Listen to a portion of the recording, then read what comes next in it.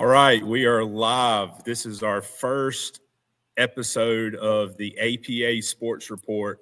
And to start it off, I've got the man, the myth, the legend of Parrott Academy, Mr. Matt B.A.Man Beaman.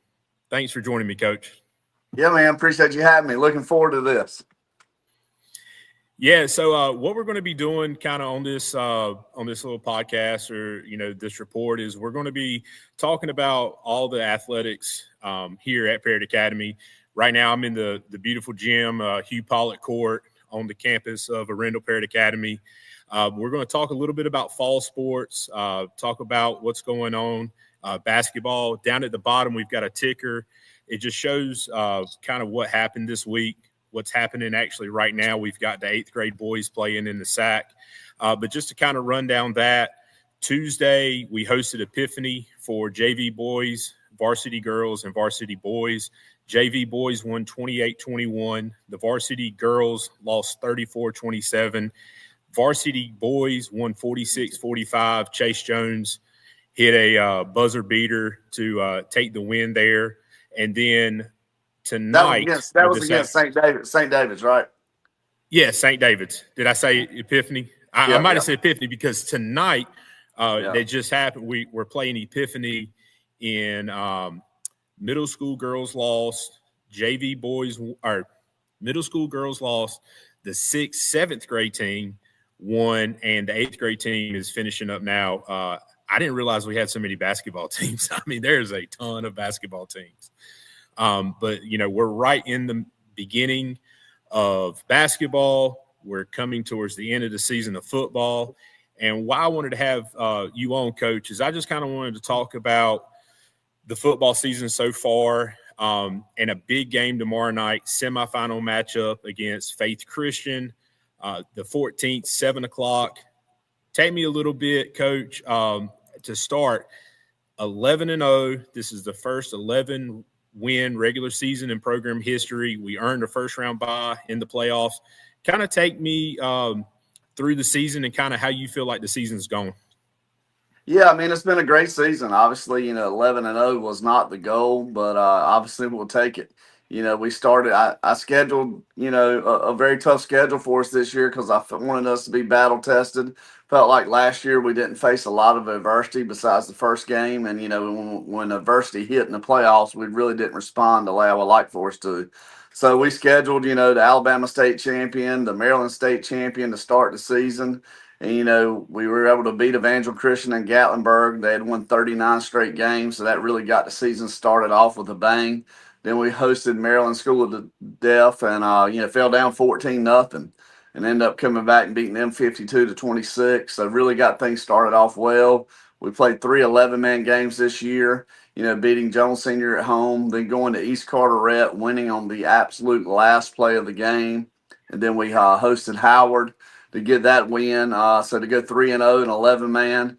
And then, we've grinded it out in conference. A close game. We're trailing 8-0 at halftime at Faith Christian, come back to win that game. We're trailing 38-36 against Cary Christian in the third quarter, come back to win that game. Then we're trailing against John Paul on senior night, to close out the regular season with about 6 minutes to go. And we score, take the lead, defense gets the stop, and then we're able to run out the clock. So, it's been an outstanding season for us.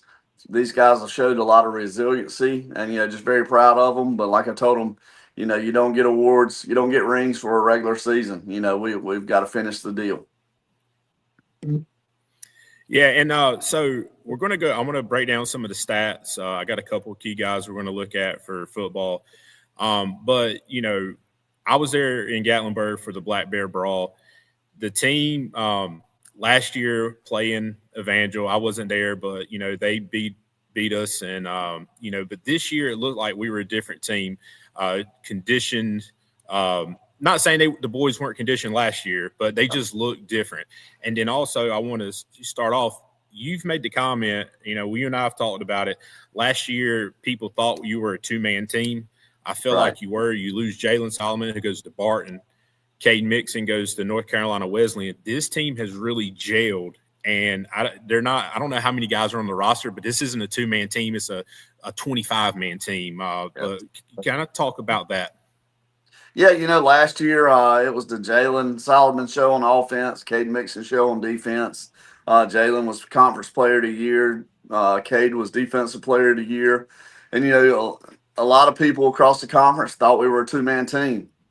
And luckily, these seniors this year who were juniors last year kind of took that personally.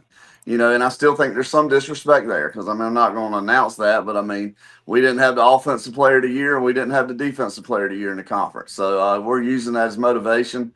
But one thing that makes this team great is it's just not one guy. It's just a collective group. I think we have 19 kids, grades 10 through 12 on the team. And, and then when we dress out our freshmen and our kickers, I think we have 31 players. But, we couldn't have done it without every one of them buying in. Since we lost that game to John Paul, I think I met with the team the next week, gave them a little motivation, told them that, everybody felt like, with what we lost, we would be 3-8 this year. So we're a far cry from 3-8, and I think they took it personally. And, it's really helped. This team is bonded. And I'm just really, really proud of them, the way they've stuck together through adversity and really showed what a true team, can do, not relying on just one guy. Because you take it, you never know who's going to step up for us. We just had the senior night. Everybody's keying on Ben, Braxton, Chris, and Silas Rouse has 3 touchdowns. And he was the difference in that game. And that's just the way this season's gone. You never know who's going to step up and be that guy that night. Before we get into kind of the stats and kind of breaking down some of the key players for the team, talk about the weight room.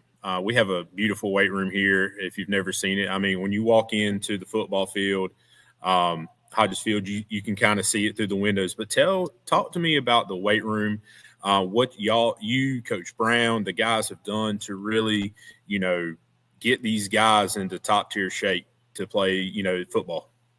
Yeah, in my opinion, we have one of the nicest weight rooms in the eastern part of North Carolina. It's the top notch. It can rival any high school in the state. So that's a huge advantage for us. We also have 6 class periods a day that Coach Brown teaches, does a great job. Every kid that plays football is in strength and conditioning. So, I think the biggest difference, you don't have down years when you have a strength program like we have. You might not have the best talent year in and year out, but you're always going to be able to compete because you do what you need to in the weight room. There's not many games that a team's out physical us. We pride ourselves on being a physical football team, and that all starts in the weight room. And we couldn't do it without the guys buying into it and Coach Brown pushing those kids. Yeah, it's a difference. You see it. I've seen some other teams in the area covering the past seasons, and there's some big guys, and but I definitely see the weight room takes precedence here, and you can tell on the field. If, for instance, what brings up to me, for my mind is the game against the Maryland School for the Deaf. Now, it was hot. It was, it had to be 100 degrees on that field. That's what it felt like. We were the more conditioned team. I think their coach or their group had talked about it. It was really cool up in Maryland. I don't think they were really used to it, but we get down 14-0 and there's no panic, right back in it. And here we go. So, I really, I agree with you. I think the weight room has made such a great, impact on these guys. Talk to me about Silas. I know you brought him up about the John Paul game, but you and I kind of talked about it after the John Paul game, how much that weight room's really helped him. Yeah, he's a sophomore, but he's a big, strong, physical kid. I think I was looking on the board that Coach Brown has all the numbers posted. I think he's the 3rd strongest kid in the program when you look at the pound club that we had. I think he's in the 1,000-pound club. He is a man. He's going to be tough to handle the next few years. And, and that's just a tribute to his work ethic in the weight room. He has a football mentality. He runs the ball violently, and he's hard to tackle. He's just a tough, true football player. And, he's an Ashton Brinson type. If, people remember Ashton from 2022, I think Silas has that type of potential. Yeah, I'm not standing in front of him. The other night against John Paul, standing on the sideline, he kind of come out to the sideline, and I took about 10 steps back. I was like, I'm not getting ran over by that kid. Sophomore or not, I'm not that stupid. So, yeah, exactly. I want to get into some. Oh, yeah, sorry. I want to get into some stats, but I've got a trivia question. I know we got some people watching. So before we get into to the stats, here's my trivia question. Without going to max preps, and don't cheat, people who are watching, how many players have thrown touchdown passes this year for the Patriots? Coach, I think you know it. I hope you know it. You should know it. But we're going to get into that in a little bit, and we're going to start that with our offensive players. We got 3 offensive players that we're going to highlight, and I want you to talk about, and then 3 defensive players. But to start off for the offense, let me get him pulled up. This man here, QB1, Chris Stimson, senior quarterback. This year, his stats, 99 of 158, 62.7% completions percentage, 2,051 yards, 28 touchdowns, 5 interceptions, and 1 rushing touchdown to add. Coach, what does Chris mean to this football team? I mean, Chris is a warrior. I mean, he is a linebacker playing quarterback. He's a tough kid. He's always going to give you everything he's got. I remember last year we were playing Wayne Christian for the conference championship. He gets hit laid up high. He has a broken nose, and he refused to come out of the game. I mean, he was out a couple plays, and he told the trainer, "I'm sorry, ma'am, there's no way you're keeping me out of this football game." I mean, he's just that type of guy. And, when your quarterback's tough like that, the rest of your team feeds off that. Your offensive line, they take it personally if he gets hit. But for him to show the type of toughness he has, it just feeds the rest of the guys. He makes great decisions. His decision-making has improved tremendously from last year to this year. He's always been able to throw the football, but now he makes all the right reads. I mean, he's just a joy to coach. He makes my job calling plays very easy. Yeah, and I saw him, I covered y'all last year, and seeing him, I feel like, a lot of guys you can say have really taken the next step from their junior year to senior year, sophomore to junior, freshman to sophomore, like with Silas. But I really feel like Chris has kind of taken the biggest step. He's a leader. He's confident. The guys listen to him.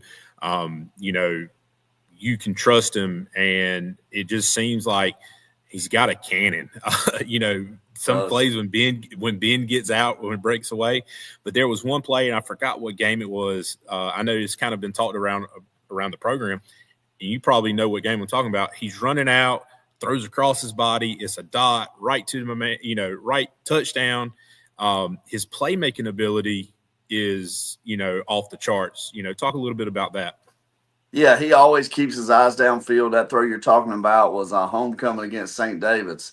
He's rolling out to his right. He's left-handed, and he throws the ball 52 yards in the air, hits Ben in stride for a touchdown. I mean, that's probably the best throw I've ever seen on Hodges Field. And, I knew he had gotten a lot better from our spring workouts, but when we went to FCA camp and we're competing against, much larger schools, I mean, he was probably one of the best quarterbacks out of 15, 16 teams at FCA camp. And, I thought he took the next step at FCA camp, and he hasn't let up since. And, I mean, he's just been playing lights out for us. Yeah, he's definitely a senior leader. And, it's great to have. I know you're, glad to have him. But we're going to move on to our next offensive player. And it's going to be the law firm, as I call them, Braxton Lofton Myers. Transfer from North Lenoir. His brother had played here, before, so he's following in his footsteps. Here for the 1 year, but 163 carries, 1,354 rushing yards, 12 rushing touchdowns. He's got 7 receptions, 109 yards, 2 receiving touchdowns. Talk about Braxton and the impact that he has made, not only on the field, but in the locker room too, because it seems like, the first time he was in here, he just meshed with the guys. And, the Evangel game in Gatlinburg, he made some huge plays. But, tell me about Braxton. He's come in and just, like you said, just meshed very well with our seniors. He's a quiet guy, but he leads by example. He always gives you 110 at practice. He always just does the little things. He is one of the smartest football players on the team as far as he understands the game of football. He's a true football player. He's been a great addition for us. He had his coming out party at Gatlinburg, where him and Ben were named co-players of the game. And he hasn't let up from that point. And he's a selfless guy. He doesn't worry about his stats. If we need him to carry the ball 30 times to win a game, we'll do it. But if we're throwing the ball around and when he gets 10 carries, he's fine with that as well. And then on the defensive side of the ball, he has closing speed like no other. And he's one of our best defensive players too. He never comes off the field. He plays defense, offense, special teams, and he does all the little things. I mean, he's just been a great addition to our program. He's a great kid on the field, but a better kid off the field, and we're glad to have him. Yeah, and then I had forgotten all about the defensive side of the ball. I mean, not forgotten, but talking about that Evangel game too. He makes that play at the very end of the game that keeps Evangel out. I think it was a 2-point conversion, right? Yeah, it was a 2-point conversion. I think that would have tied it. That would have tied it. And when their quarterback rolled out, who was a great player, I thought he was going to score. And all of a sudden, you see number 7 come out of nowhere and tackle him before he crossed the goal line. I mean, then we knew we had the game because they didn't have any timeouts. We were able to run the clock. But I mean, that was a game-changing play that he made, and that's when I think Braxton Lofton-Myers, was on the map. Definitely. So now we're going to move on to our third offensive player. That I want to highlight here, and that's going to be Mr. Ben Barrett, BB3 as I call him. Senior wide receiver. He's got 53 receptions. 1,293 yards, 21 touchdowns. He promised me 30 at the beginning of the season, so he's got a lot to make up the next, couple weeks. But talk about Ben and how, the connection with him and Chris. I know you've kind of spoke on it before, but talk about Ben and what he's done, for the offense this season. Yeah, Ben, I've always known he was fast, but he's gotten even faster since last year. He is, I can say without a doubt, he's the fastest kid I've ever coached, and nobody in the state can cover him one-on-one. And his work ethic, he's bought into the weight program. He came in, he was a skinny, athletic kid, but now he's ripped up. He's just a complete football player. And if you've noticed, last several games, when we need to stop on defense, he's in the game. If we need somebody to cover the team's best player, he's the guy we put on him. He refuses to lose. He plays with a swag, that's needed. He's one of those kids that gives you everything he's got. In my opinion, he's the best receiver to ever play at Parrott. He is that good. He's breaking some records this year. Some career records for us receiving.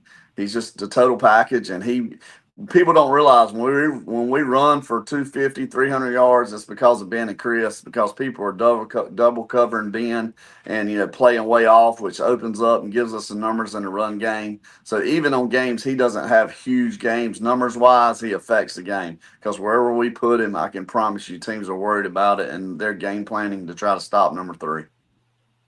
Yeah, just real quick, Coach Brown just texted me, 8th grade boys won 42-19. So congratulations to our 8th grade basketball team. I'll get a graphic up after this. They were hot to start. I watched the first quarter before I came over here, but congratulations to the 8th grade team for a 42-19 victory over Epiphany. But yeah, Coach, the play of the year for me that I saw Ben make, I'm going to go 2. The first touchdown of the season against Evangel. Braxton, we get the ball on I think the 1-yard line to start. 1-yard line. Braxton makes a run. He gets it down to the 45, 50 around midfield. And then the next play, we're going to say busted coverage. You got turf monster. Anyway, Ben's wide open. And all I can think of is, please, you just secure it. And he does, gets the season rolling. But the John Paul game on senior night, that kickoff return, I was standing down at the end zone with the scoreboard, and he caught it and was running away from me. But when he made that first guy miss and that hole opened up, it looked like our little ATV running down the field. I mean, it was, it was over. I mean, he's so fast. But what kind of dynamic does Ben bring defensively? I know you talked a little bit about it, but kind of go in a little bit deeper. I know towards the end of the season here, he's been playing more defense, but, what does he bring defensively? Yeah, early in the year, we're trying to just limit everybody's snaps, trying to play as many people one way as we can to help us get to the playoffs healthy. And, we've done that. But the carry game, they're spreading it. They throw it a lot. We were having trouble covering them. And then we inserted him in the second half, and things changed. They didn't score in the fourth quarter. And a lot of it was because he was out there just making plays for us. So he's came on. He's never played a lot of defense for us, but we knew that was kind of something we had in our back pocket when we needed it, and he's embraced that role. He's in great shape, so he can play both ways if needed.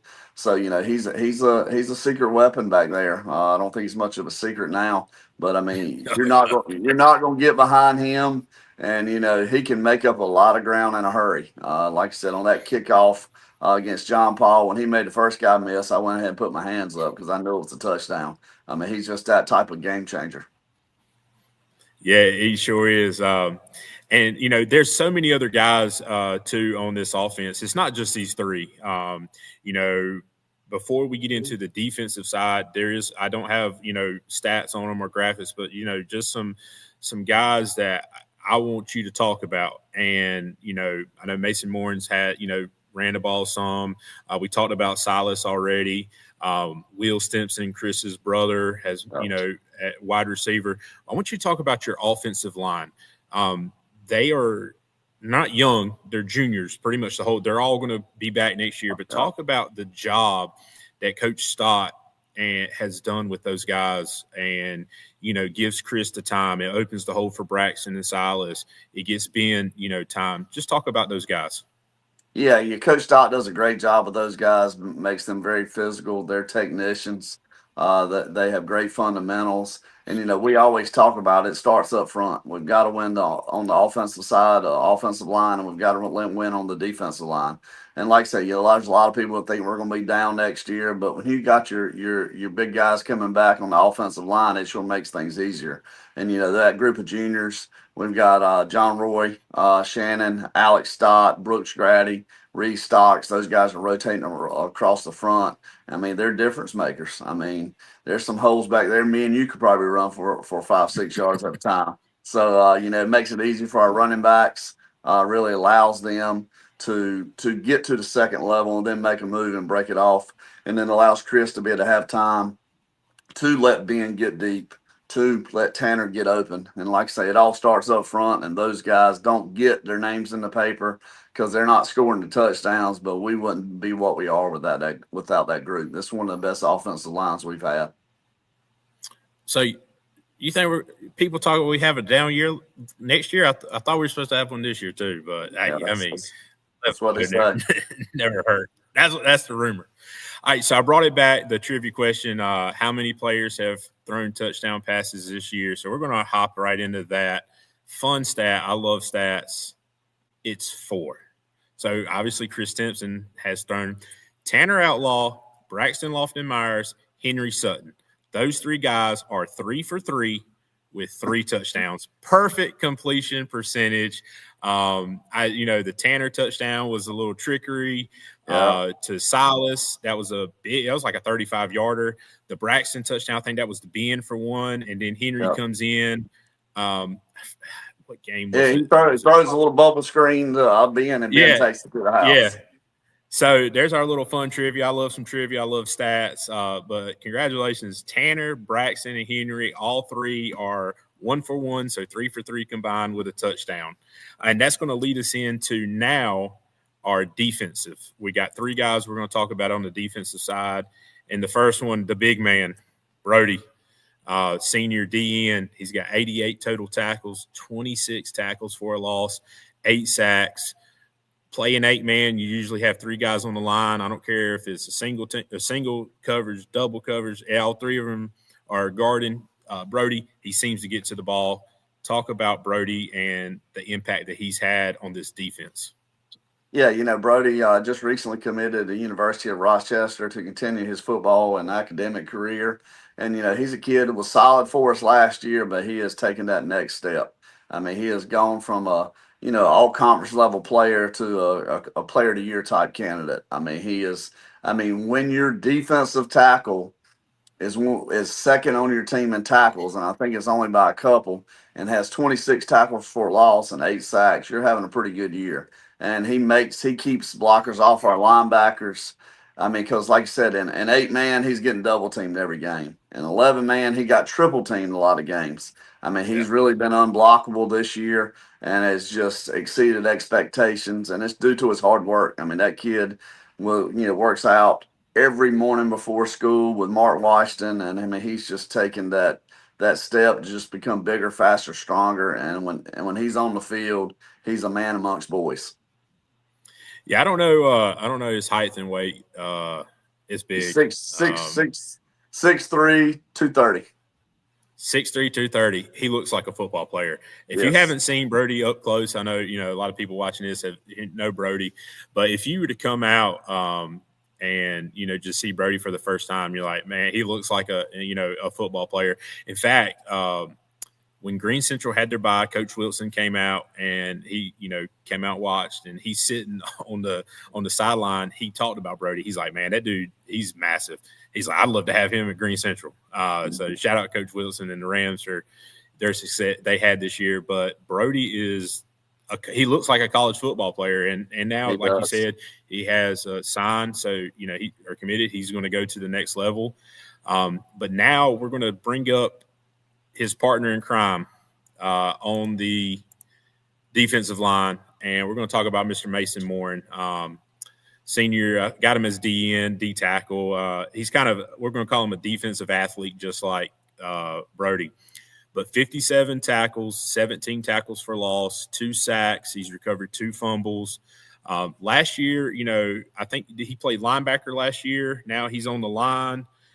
He was a little bit more offensive last year. He still does some in the offense for you. But talk about Mason, and, I know you talked about Brody on the line, but talk about Mason too, and kind of how those two together have had a lot of success for the defense, and Mason by himself. Yeah, I mean Mason, he's a guy that was a starting fullback the last 2 years. He's been battling some injuries. He's had some shoulder injuries, some knee injuries. He's one of those guys that just gives you everything he's got.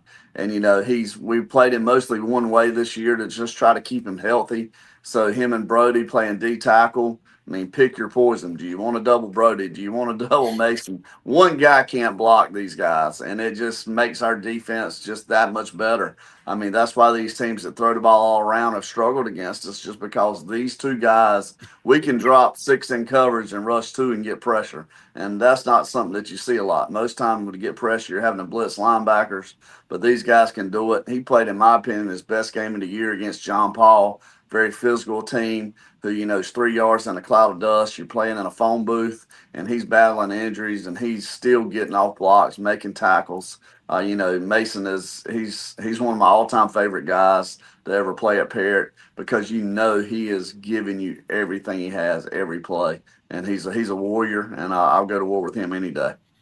Yeah, there's something about a mooring in Parrott, right? Yep, that's right. That whole family. That's a that whole legendary family tree. Yeah, no doubt. The moorings in Parrott. What a great contribution that he's had. On that defensive line. Him and Brody are just man, they eat up some blocks, but they make some tackles, some sacks. Some really big plays for the defense. And then so now the third player we're going to talk about on the defensive side is Mr. Brooks, junior linebacker. So he leads the team with 90 tackles. So he's got 2 more than Brody, but 9 tackles for loss, 4 sacks. It just seems like Brooks finds the ball. He finds the ball carrier.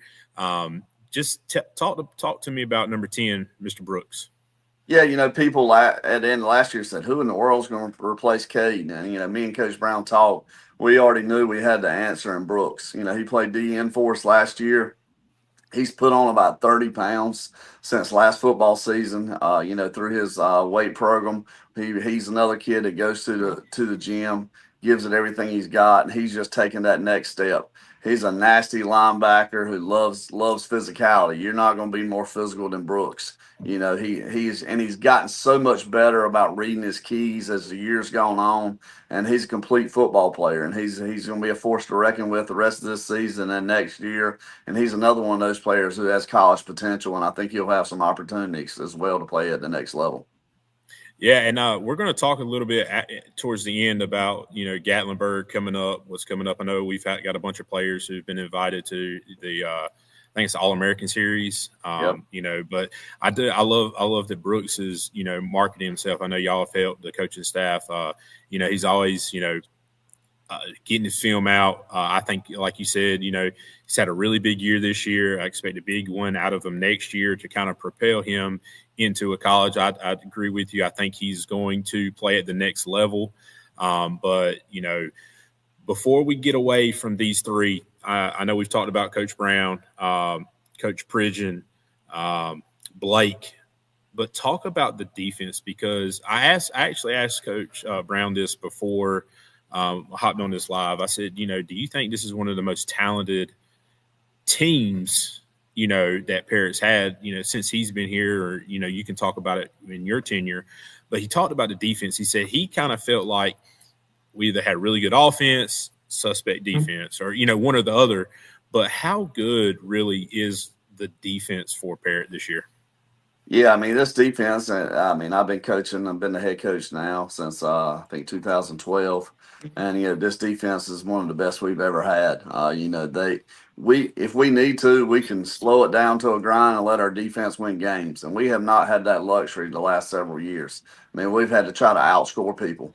And, this year, you take the Faith Christian game. We're not playing really well at all offensively.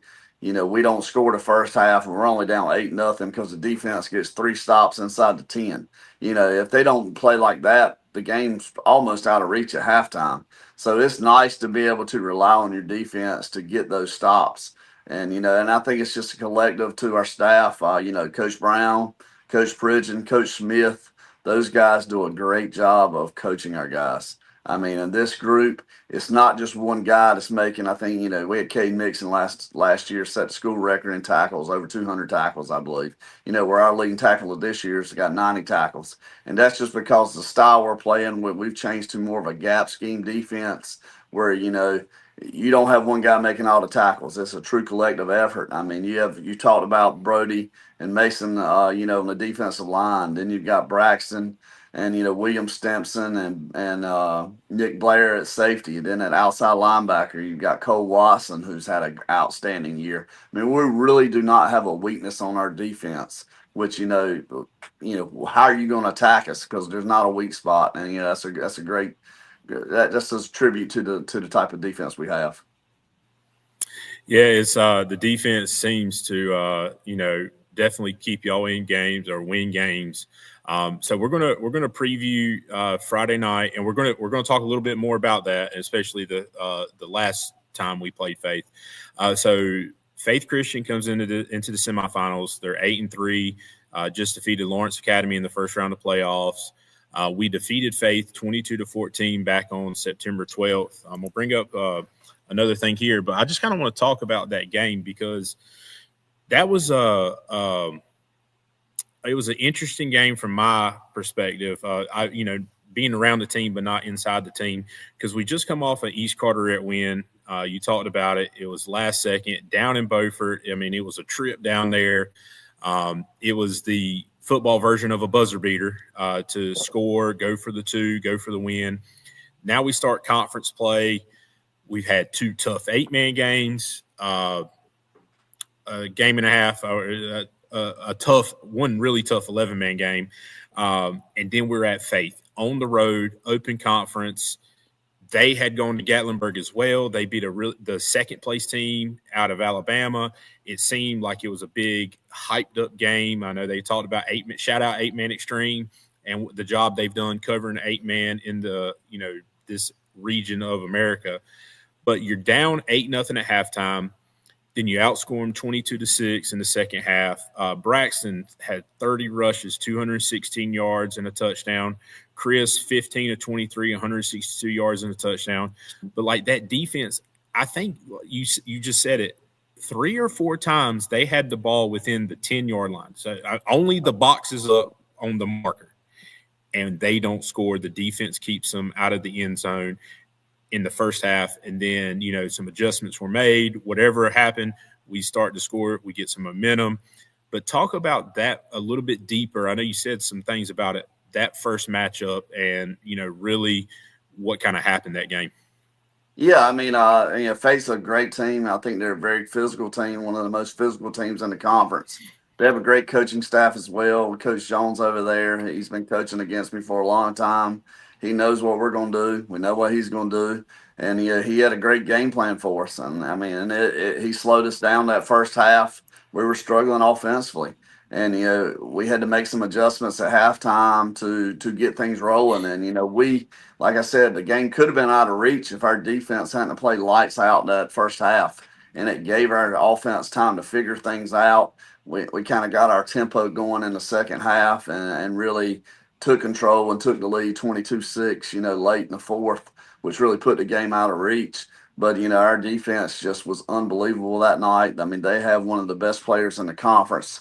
And Vince Wilson, he's rushed for close to 1,500 yards. And I think he had 17 carries for 25 yards that night. Yeah, I'm going to go ahead. So I'm going to go ahead and bring that up. I'm glad you said that because there's 2 players from Faith. If you didn't go to the game in Rocky Mount beginning of the season, but 2 players that, I think that the Patriots fans, you need to kind of look for. But Vincent Wilson, 119 rushes, 1,400 yards, 25 rushing touchdowns, 27 catches, 504 yards, 8 touchdowns. We went to, the Lawrence game this past Friday. He made some big plays. But I want to talk about him, and then I want to talk about Blade Hinton, the quarterback. Senior quarterback, has been doing this for a few years. 83 of 148, 56 completion percentage, 1,400 yards, 15 touchdowns, 3 interceptions. Kind of talk about. I'm not asking you for the game plan for these guys, but talk about these 2 players and the impact that they have on Faith's team. Yeah, I mean every time they have the ball, they put some fear in you. I mean, you've got the game plan to try. You're not going to totally shut down, Vince, but you've got to try to control him. Try to limit him as much as you can. And their quarterback, Blade Hinton makes great decisions back there. He is, sneaky athletic. He's able to move and buy some time and get his receivers open. They're a spread team. They do a really good job running some really good concepts that make it tough to defend. So, those 2 kids are tough. And then on defense, number 15 for them, middle linebacker, he's one of the best in the conference, in my opinion. I mean, we've got to get a hat on him. He gave us problems that first half because we were not doing a good job of blocking him. And he was that difference in that first half and why we got shut out. We hadn't been shut out all year and a half, and he was a big part of that. So, they have the pieces to really make a run. They're, like I said, they're well coached. We cannot overlook this team. Yeah, so I want to bring this up. It's sad how it ended last year. Very similar situation. Well, a little bit the same, a little bit different. Last year we lost to John Paul in the semifinals at home after we beat them in the regular season. It feels we're kind of we're in the same situation in the sense that we're playing Faith. We beat them, but it was one of the closer games that we've had, on the 8-man side. The 4 teams that are left, Parrott, John Paul, Carey, Faith, they're good. We're all here for a reason. Anybody can beat anybody. We just we got all 3 during the regular season. But talk to me, about last year's semifinal game against John Paul, which came down to the end. Lose. I mean, you saw Jalen Solomon, Caden Mix, and some of these seniors come off the field. I remember watching that. I remember seeing that, covering the game. But is there a difference in this year compared to last year, kind of being in the same situation? Yeah, I think last year that loss has fueled this year, and you can tell this week at practice, those guys remember how it ended last year. And, they don't want that to happen again. So, I mean, we're going to go out and play our best, and we're playing a good football team. And like I said, they're very capable of beating us. But, if we lose this game, it won't be because of a lack of focus or thinking we're better than somebody. Because, I mean, these guys know how good Faith is, and they know that. And like I told them, you're going to have to play the best game of the year to win this game. And, so I think last year's really fueled that, and it's helped keep us focused. I mean, we haven't had to light a lot of fires this year because this group remembered how that ended. Obviously, we've showed them a few times the celebration of John Paul on our field and how it ended, and wanted to bring back those memories of how bad it hurt. And I think that's really going to fuel us, for the game tomorrow night. Yeah, and yeah, it's going to be a great game. It kicks off at 7:00. There's going to be a tailgate party that the Booster Clubs, or is it Booster Club? The Patriot Club is putting on from 5 to 7. Another thing, there's going to be some wings. Hopefully, Chef Donnie's cooking those wings because, man, those wings that Chef Donnie cooks are gas. They are so good. But, I mean, there's going to be a lot of hype leading up to it. Expecting a lot of people here. There's going to be a few ways that you can catch the game. 3 ways. You can show up in person, and if you show up in person, there's a link on social media, the NCISAA. We're doing digital tickets. It's $10 plus a $1.50 fee. There's always a fee with everything. So $11.50 to buy the ticket in advance, or it will be $15 cash here at Hodges Field. So watch the game in person. You can watch it here on our YouTube channel. The game will be live, but also on, and I forgot the radio station, but I'll post that tomorrow. The River. It's not 94.3. That's the game. Sorry, Jason, but I'll get that posted. But we're going to have Paul Whittington and the legendary Lenoir County man himself, Jimmy Smith, in the booth. So we've got 3 different ways that you can take this game in. It's going to be big. Like I said, we've got a tailgate before, and then the game. Coach, that's all I have about Faith. But before, I didn't really plan on this until we got in the show, but I want to talk about the guys who are going back to Gatlinburg. Kind of talk me through what it is, the selection process, who's going, and I know you're coaching, so kind of break down what's going to be happening in December. Yeah, in December, Gatlinburg, Andrew Capps puts together the Gatlinburg All-American Series, where he invites the top private school and homeschool kids from the southeastern part of the United States to play an all-star game. They have a Rising Stars game made up of freshmen and sophomores. They have a juniors game. There's going to be 2 seniors games, which is mostly 8-man players playing an 11-man format. He does a great job of promoting these kids and, the private school and homeschool kids that sometimes get left off. So, for him to do this, we have a bunch of guys going. I hope I don't leave anybody out. I know we've got Ben and Braxton. By Ben being the MVP of the Gatlinburg Black Bear Brawl, they got automatic bids. Then we have Tanner Outlaw, Chris Stimson, William Stimson, Mason Mooring, Brooks Grady, Alex Stott, John Roy Shannon. I know Henry Sutton got invited, Silas Rouse. There's some more guys that I think will probably get invites, as the next wave of invites go out.